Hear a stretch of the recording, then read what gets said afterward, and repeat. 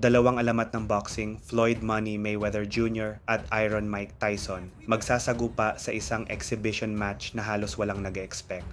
Opisyal ng pumirma ng kontrata sina Tyson at Mayweather. Ayon nga po sa promoters na CSI Sports at Fight Sports, mangyayari ang laban sa Spring 2026. Pero ang tanong po ng lahat, exciting ba ito o isang cash grab lang? Sa social media ay binabash si Mayweather at si Tyson at halos negatibo lahat ang naging komento ng mga boxing fans. Isa lamang daw itong scam fight. Meron ding nagsabi na hindi daw sila naging masaya at may edad na si Mike Tyson na pang senior citizen o 60 years old. Hindi lang fans ang skeptical, pati nga po ibang boxers may negative reaction. At syempre, hindi nagpatalo si Mayweather. Nag-upload pa siya ng video, nagbibilang ng cash, nagpapakita ng designer bags, at sinabing, "Continue to hate, I'm a winner." Para bang gusto niyang patunayan, kahit anong sabihin ng tao, pera pa rin ang panalo.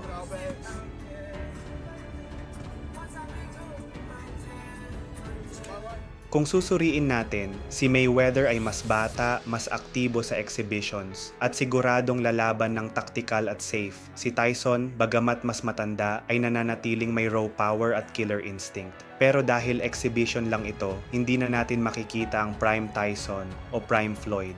Mas malamang ay magiging entertainment fight, pang-hype, pang-pera, at pang-legacy ng organizers. Malamang magiging parang laban ni Tyson versus Roy Jones. Kontrolado, pero may tensyon. At kung alam natin si Tyson, kahit exhibition, baka magpakawala pa rin ng mga malalakas na suntok. Dalawang alamat, dalawang henerasyon, Mayweather versus Tyson, Spring 2026.